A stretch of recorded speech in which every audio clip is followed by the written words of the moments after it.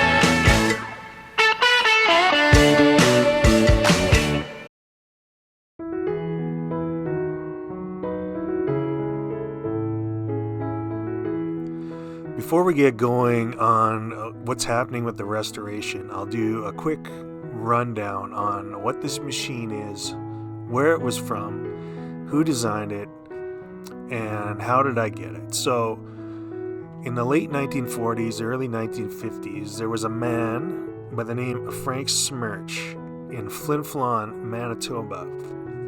And he designed and built these machines. I think he built maybe 4 or 5 of them in Flin Flon and had reasonable success with them. So, deciding to go into a full production, he moved the whole operation down to St. Rose du Lac in Manitoba, where he produced, now, according to the book As the Snow Flies, Frank produced about 30 of these machines. He was interviewed by Alistair Ingham, who wrote the book, and I imagine that is probably a fair number to say that were produced.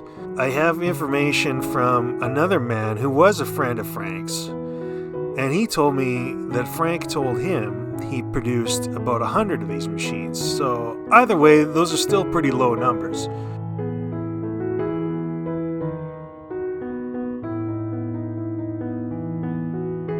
I found this machine through somebody that recognized me on Facebook, and he forwarded pictures to me on a Facebook group about Bombardier snowmobiles. Now, after some back and forth with the owner of the machine, mostly me nagging him, because I wasn't for sure if this machine was for sale or not, but eventually he got back to me and said yes, he wants to sell the machine.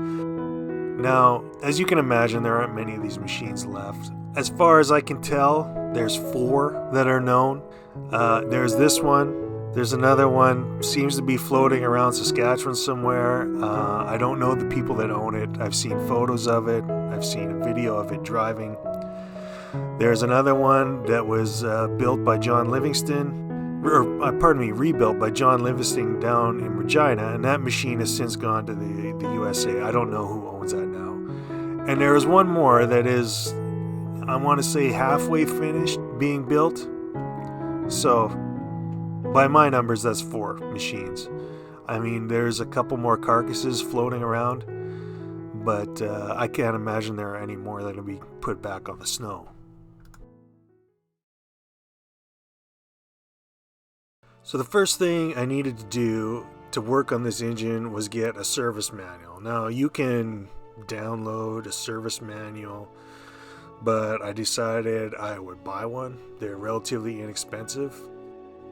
After having pulled this engine out of the chassis and getting it to my shop, I discovered it was seized.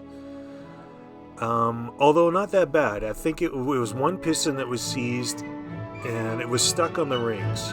I had let it soak for the better part of 3 months with penetrating oil down the cylinders, and I gave it a good whack with a 4x4 piece of wood and a mallet, and it did break free. There we go.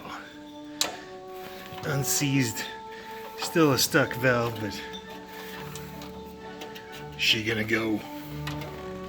there was a fair bit of corrosion inside the exhaust valves, and there was a stuck valve as well, so that was where I started first. I pulled the head off and cleaned out as much of the corrosion as I could, and then worked the valves free.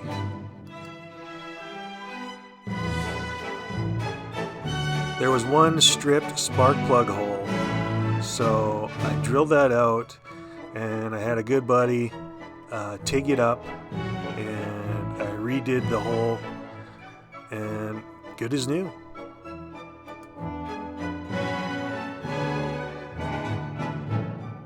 The carburetor is a Marvell Schebler. I think that's how you say it. Other than being dirty, I mean, there wasn't much to go wrong with this thing, so I took it apart, cleaned it all up, repainted the bodies as it's all cast iron, and I got a rebuild kit for it, which you can still get from Napa, and I put it back together. Looks good as new. And the pump too. I just ordered a new diaphragm for the pump off of Amazon. This particular engine came with the optional electric start, generator, and distributor combo. So it doesn't have a magneto. It uses the battery for the power for the spark, and a little tiny 2-cylinder distributor, which I was able to find points for at the local PV Mart. The starter was in pretty good shape. It had a broken brush, which I found on a spare starter that I had, a brand new one. So I cleaned that all up and put it back together, and I painted them up, and hopefully they work just fine.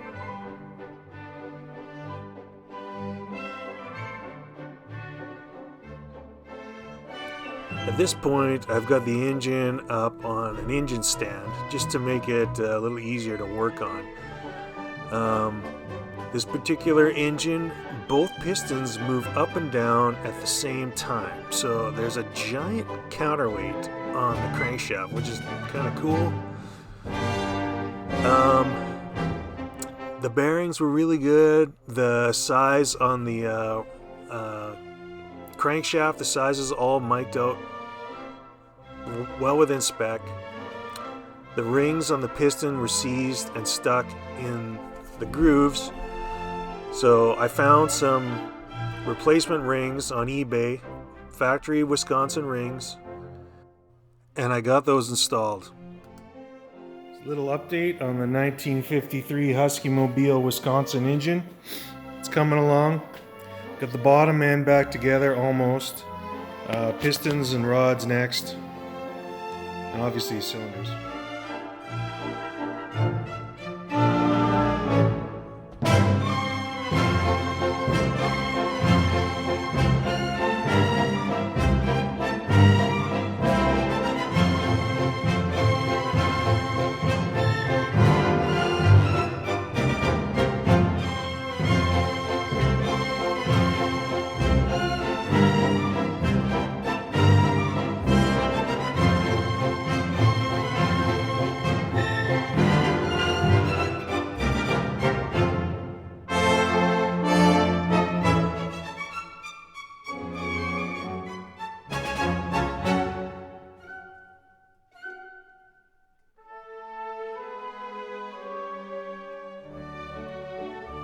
The next thing I've tackled is the wheels and the axles on the underside of the machine.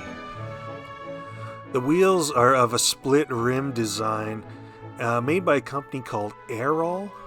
Now, I believe these were probably some sort of army surplus that Frank picked up back in the day and was using on his machines.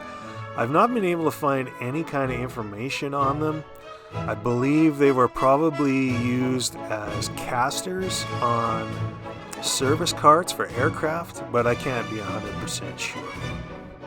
To date, all I've been able to find about the wheels is one eBay ad, and it shows the wheels as a setup as a caster, and that's all I can find. As I mentioned, the wheels are a split rim design.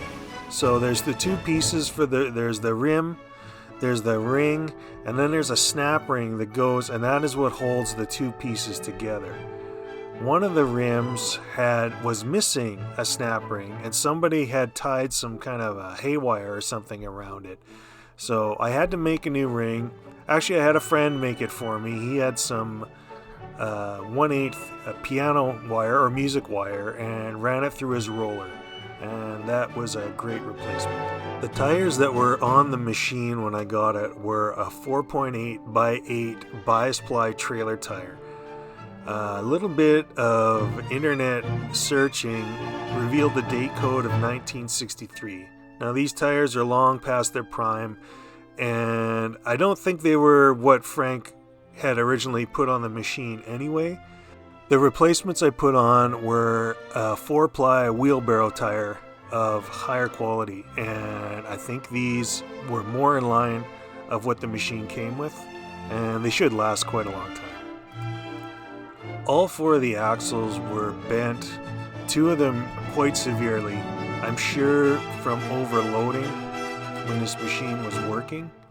So I've had the axles reproduced, and I've also been working on the main drive shaft, drive sprocket, and a few other odds and ends.